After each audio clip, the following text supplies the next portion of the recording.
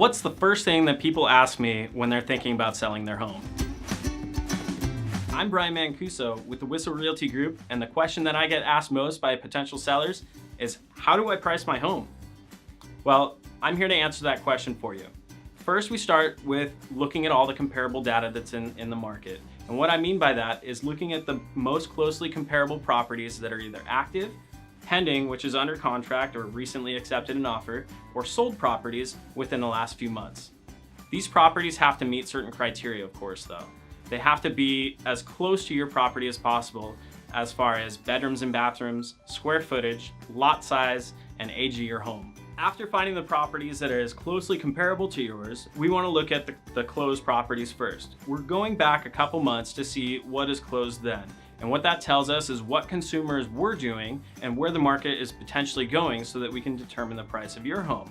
And so going with those closed sales, we're only going back a few months.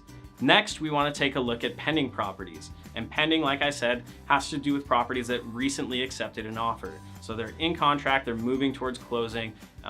This means that they were listed at a price that encouraged a buyer out there to pull the trigger and write an offer on that property.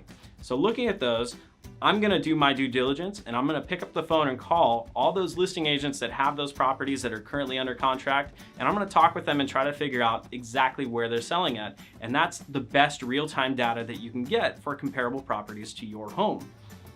Lastly, we're gonna take a look at the active properties that are on the market. Now, we wanna look at these a bit differently than we look at the pending properties and the sold properties. This is because some of those properties may have been sitting on the market for quite some time. They might have had a couple price reductions. So we wanna make sure we know that data and that we're placing ourselves among those properties that are on the market or your competition so that we're getting the most exposure for your home. So determining what's on the market, if they're priced correctly, and where we want to show up in the buyer's eyes within that to create the most exposure for you.